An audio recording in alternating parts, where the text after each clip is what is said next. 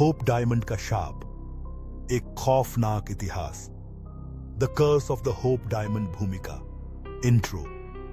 Hope Diamond एक अद्भुत, शानदार और महंगी रत्न जिसकी कीमत करोड़ों में मापी जाती है। लेकिन क्या आप जानते हैं कि यह रत्न जितनी महंगी है उतनी ही खौफनाक भी है। इतिहास के पन्नों में बसा हुआ है एक ऐसा रहस्य जो दुनिया के सबसे प्रसिद्ध रत्न के बारे में है।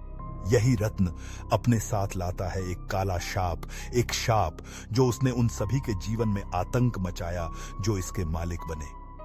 क्या सच में कोई शाप हो सकता है जो एक रत्न पर लगा हो, या यह केवल एक मनगढ़ंत कहानी है जो वर्षों से फैलती आ रही है? आइए जानते हैं क्या है होप डायमंड का शाप और इसने किस तरह से लोगों की जिंदगियों को बदला। अध्याय 8, होप डायमंड का इतिहास। होप डायमंड, जिसे फ्रांसिस्को डी अल्बा के नाम से भी जाना जाता है, यह रत्न लगभग 45 पौंड के 52 कैरेट का है और इसे अपने गहरे नीले रंग के कारण पहचाना जाता है। इस रत्न का इतिहास लगभग 300 साल पुराना है और इसे पहली बार भारत से प्राप्त किया गया था। कहा जाता है कि यह रत्न उस समय के एक राजमहल से चुराया गया था। समय के साथ यह रत्न यूरोप, ब्रिटेन और फिर अमेरिका में पहुंचा। लेकिन यह न केवल अपनी सुंदरता के लिए बल्कि अपने साथ जुड़े शाप के कारण भी प्रसिद्ध हुआ। इस रत्न की शुरुआत से ही हर मालिक के साथ कोई न कोई अप्रत्याशित और डरावनी घटना जुड़ी रही। हर कोई जो इस रत्न का मालिक बना एक शाप से ग्रस्त हुआ।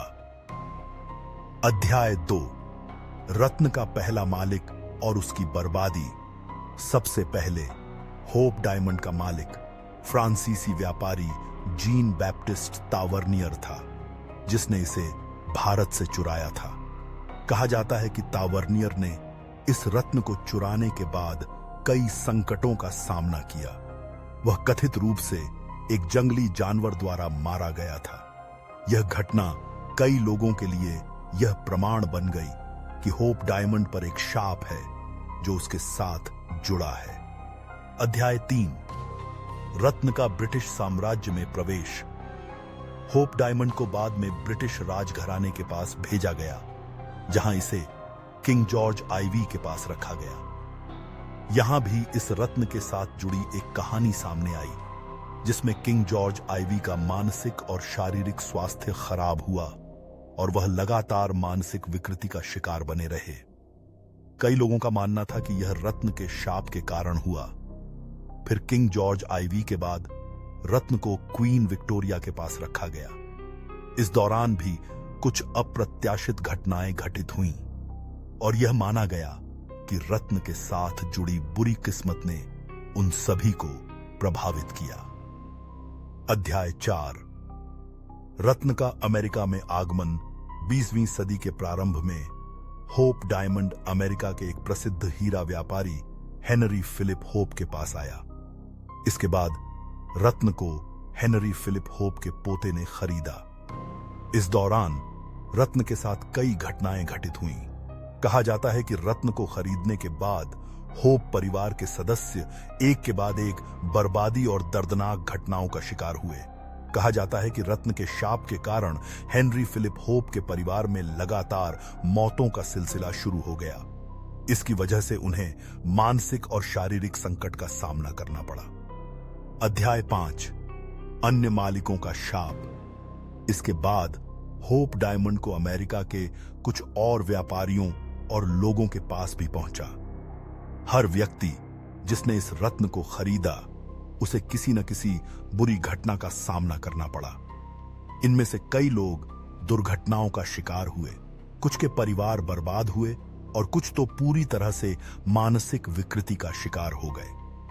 सबसे प्रमुख घटना माइकल कर्नेट नामक व्यक्ति की थी, जिसने रत्न को 1958 में खरीदा। कहा जाता है कि माइकल कर्नेट का भी इस रत्न के साथ काला संबंध था। उसकी पत्नी और बच्चे इस रत्न के कारण मानसिक रोगों से पीड़ित हो गए और एक समय बाद माइकल कर्नेट की भी मौत हो गई। अध्याय 6, रत्न का संग्रहालय में प्रवेश आज होप डायमंड स्मिथसोनियन इंस्टीट्यूशन के संग्रहालय में रखा जाता है। हालांकि यह रत्न अब भी दुनिया भर के लोगों के बीच शाप के रूप में प्रसिद्ध है। इसके बावजूद यह रत्न एक बड़े ऐतिहासिक और सांस्कृतिक धरोहर के रूप में देखा जाता है। संग्रहालय में इसे सुरक्षित रखा गया है, लेकिन आज भी कुछ लोग मानते हैं कि इस रत्न का शाप अभी खत्म नहीं हुआ है। अध्याय 7, शाप की सच्चाई। क्या सच में होप डायमंड पर कोई शाप था? क्या यह रत्न अपने मालिकों की बर्बादी का कारण बना? यह सवाल हमेशा से उठते रहे हैं और आज भी इसके बारे में कई मान्यताएं और रहस्य बनाए हुए हैं।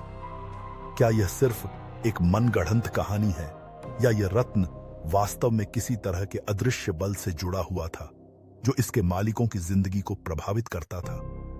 कुछ लोग इसे केवल एक संयोग मानते हैं, जबकि अन्य इसे एक खतरनाक शाप मानते हैं। इस रत्न का रहस्य आज भी दुनिया के सबसे महान इतिहासों में से एक है। निष्कर्ष, सीलोजिंग, होप डायमंड का शाप, क्या यह सच है या यह सिर्फ एक खौफनाक कहानी है जो पीढ़ी दर पीढ़ी चली आ रही है?